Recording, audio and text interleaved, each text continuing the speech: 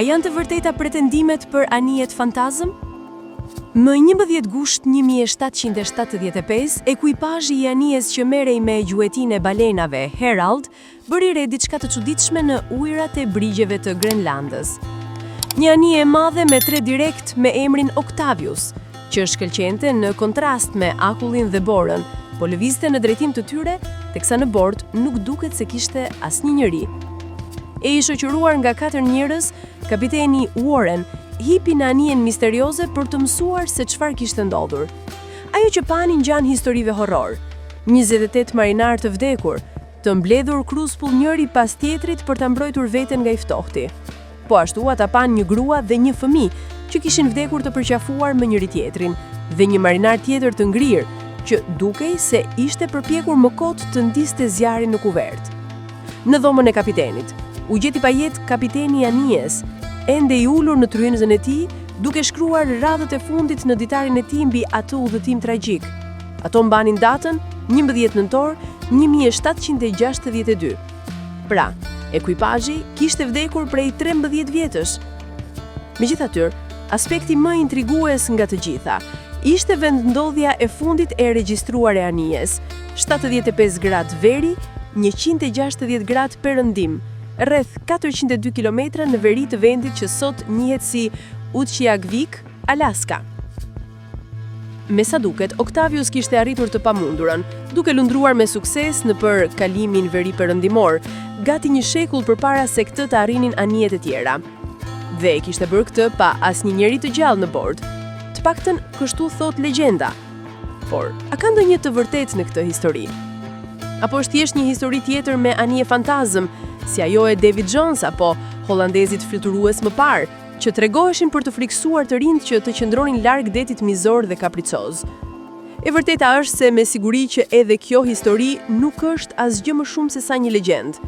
Referenca më e hershme mbi Octavius shfaqet rreth vitit 1828, më shumë se gjysmë shekulli pas zbulimit të saj të supozuar në gazetën letrare amerikane The Ariel, por mund të gjenden edhe versione të mëparshme me anijen riemërtuar Gloriana, që udhton nga kalimi veri perëndimor në detin Baltik.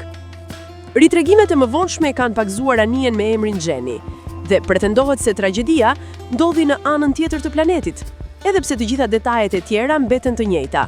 Pra, midis marinarëve ka qarkulluar gjithmonë një histori me anije fantazma. Por magjepsja e njerëzve të shekujve 19 dhe 20 pas anijeve fantazëm nuk lindi nga askund. Dhe nga historia na vin të paktën 1 ose 2 raste kur të ashtu quajturet anije fantazma rezultuan të ishin të vërteta. E tillë është rasti i anijes HMS Terror. Edhe ajo u zhduk gjatë një kërkimi fatkeq për kalimin veri perëndimor, duke marrë me vete më shumë se 120 jetë njerëzish dhe anijen tjetër HMS Erebus. Ndërsa detet e akulluara ngrin rreth anijeve, ato u bllokuan plotësisht në vend. Ekuipazhi e braktisi anijen me shpresën që do të udhëtonte më këmbë drejt jugut për të shpëtuar. Por me furnizimet ushqimore të pakta dhe me mijëra kilometra djerrinj të ngrirur që kishin përpara, ata vdiqën të gjithë. Misionet e mëvonshme kërkimi gjotën vetëm skeletet dhe ditarët që regjistronin vdekjen e tyre. Fillimisht të dëmtuar nga moti i hashpër i Arktikut në vitin 1848, Erebus dhe Terror u bën objekt i njërit prej mistereve më të mëdha detare deri në zbulimet e tyre përfundimtare, respektivisht në vitet 2014 dhe 2016. Ashtu si Octavius, anijet dukej si të ngrira në kohë. Anija Terror ishte në një gjendje aq të paprekshme, sa që ndonse do të shkëputej nga akulli, ajo ndota i pas një problemi, tha zëdhënësi për fondacionin e kërkimit arktik Adrian Shimnovski. Pastaj është historia e SS Bejqimo, një anije fantazm, por për të cilën ka prova fotografike që e mbështesin rrëfimin. Pas 20 vitesh lundrimit të suksesshëm rreth oqeaneve arktike, anija u bllokua në një stuhi në ishujt e kuajve të detit, jo shumë larg aty ku Octavius supozohet se regjistroi vendndodhjen e saj të fundit. Përsëri ekuipazhi dhe pasagjerët e braktisën anijen. Disa shkuan në Alaska dhe Vancouver, ndërsa ca të tjerë dimëruan aty pranë derisa anija të ishte gati për të nisur sërish udhëtimin. Por në nëntor të atij viti ndodhi një stuhi tjetër dhe kur moti u përmirësua, anija kishte zhdukur. Kapiteni dhe ekuipazhi supozuan se anija kishte u mbyllur.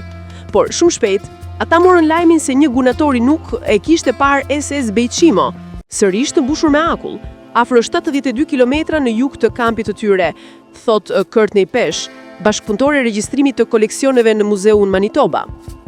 Ekuipazhi arriti ta gjejë anijen, mori çdo gjë që ende vlente dhe e braktisja të në akull.